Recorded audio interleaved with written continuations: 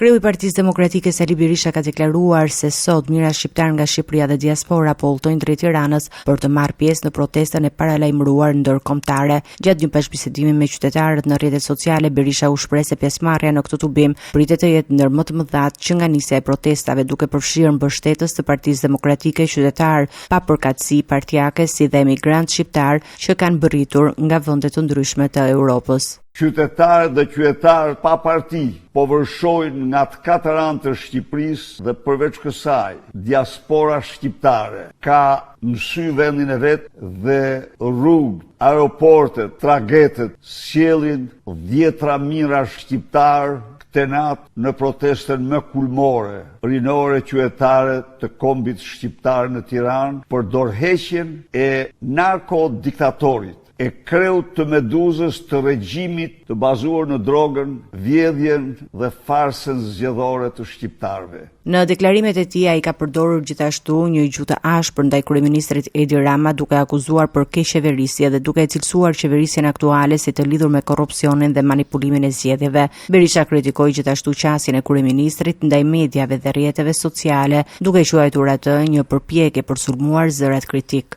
Ndërkohë Edi Rama vazhdon betejën e tij don kishoteske, duke shpallur armiq të popullit një grup blogeres dhe blogerësh të cilët sipas tij, pasi rrjedhtoi agjenturat iraniane, greke dhe ruse, tani ka shpall si më të rrezikshmit, si armiq të rrezikshëm të Shqipërisë, blogerët, internetin, mediat sociale dhe me radhë. Po ashtu ai ka komentuar edhe çështje të ndryshme politike dhe hetimore, përfshirë dhe dosjen e Zvërnecit, të cilën e ka cilësuar si përgjegjësi të drejtë për drejtë të kryeministrit. Dosja e Zvërnecit është fund e krye, përgjegjësi direkte e Edi Ramës për mungesën totale të transparencës dhe dhunimin nen për nen të ligjeve të vendit dhe ligjeve ndërkombëtare. Edi Rama përpiqet të fshihet, por me sa kuptoj unë, ai në mënyrë absolute ka mashtruar kompaninë dhe kompanitë mbasi në kundërshtim me të gjitha kushtet ligjore. Ai ka lëshuar lejen e zhvillimit për hir të zvërtetës ka ai e fsheh, ai ka lëshuar në janar të këtij viti edhe lejen e ndërtimit dhe ka lëshuar lejen e ndërtimit për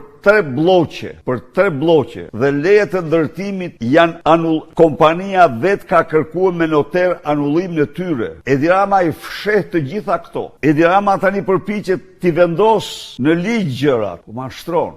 Protesta e sotme pritet të zhvillohet në qendër të Tiranës, ndërsa autoritetet kanë marrë masa për menaxhimin e fluksit të madh të qytetarëve dhe qarkullimit në kryeqytet.